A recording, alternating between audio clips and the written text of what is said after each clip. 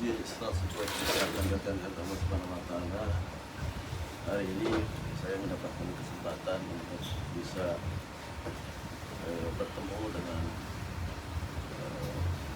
pihak dari Kemendikbud. Saya Adi Suryadi sebagai yang dipercayakan diamanahkan sebagai orang tua asuh di Gunung Sibolong dari para nayaga dan dari masyarakat Tanah Baru dan juga para ahli waris gamelan itu sendiri. Insya Allah dalam kesempatan ini akan menjelaskan riwayat tentang Gunung Sibolong, baik itu dari sisi seni gamelannya itu sendiri, karya seni gamelannya itu sendiri, maupun dari sisi riwayat sejarah kebendaannya dari gong, alat musiknya itu sendiri. Kalau kita berbicara Gunung Sibolong itu memang pasti orang sudah langsung paham adalah gong dan gongnya bolong gitu. Pemahamannya seperti itu. Memang secara fisik kalau gong Sibolong ya memang betul ada ikon gong yang bolong itu ada.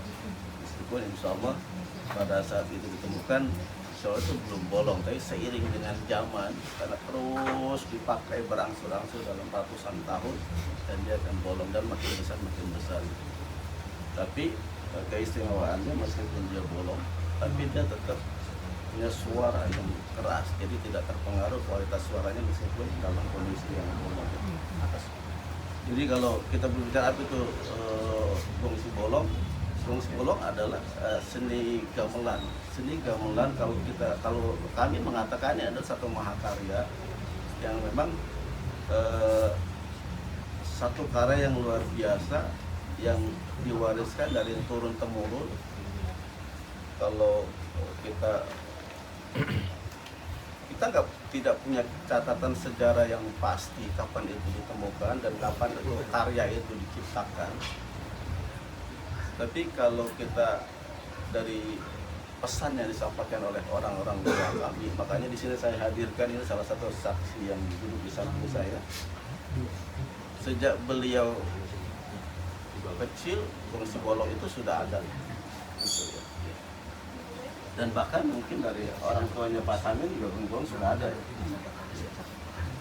Jadi memang Gunung Sibolong itu adalah seni gamelan yang memang sudah turun temurun diwariskan. Memang itu kami katakan itu satu mahakarya.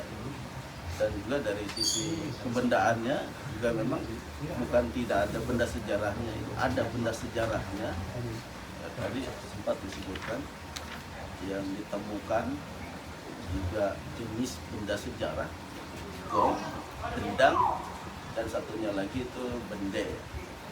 Para pengurus terus punya semangat untuk melestarikan ini dengan cara yang berbeda.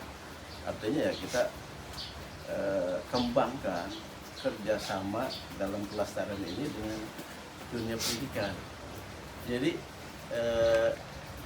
kita berharap meskipun memang ini adalah kewenangannya pemerintah ya menentukan itu ya, untuk membuat kurikulum pendidikan, tapi kita berharap secara personal gitu kita melakukan pendekatan dengan sekolah-sekolah tertentu dan yang berminat itu menjadikan Gunung Sibolong ini bagian dari pendidikan ekstrakurikulernya, dan itu sudah. Saya dari seksi pariwisata dan ekonomi kreatif. Tentunya dengan adanya kebudayaan kita yaitu Gunung Sibolong, ini tentunya nanti tentu akan menjadikan suatu daya tarik wisata.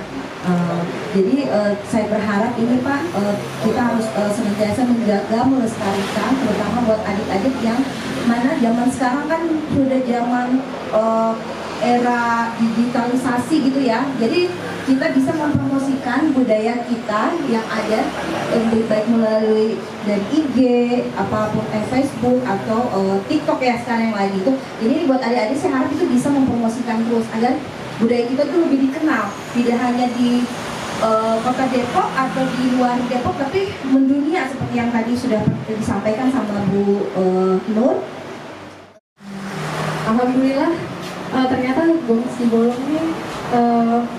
ada dan masih aktif sampai sekarang ya. Mungkin baru ditetapkannya ini ditetapkan sebagai warisan budaya tak benda nasional ini tahun 2021. Nah, tapi dari sebelum-sebelumnya sudah ada, alhamdulillah sampai saat ini masih bertahan, dan alhamdulillahnya lagi bekerja sama dengan bidang pendidikan ya, dunia pendidikan sebagai ekstrakurikuler di salah satu sekolah ya, itu udah bagus banget ya. Itu salah satu langkah untuk pelestarian dari Gong Sibolong ini gitu kan.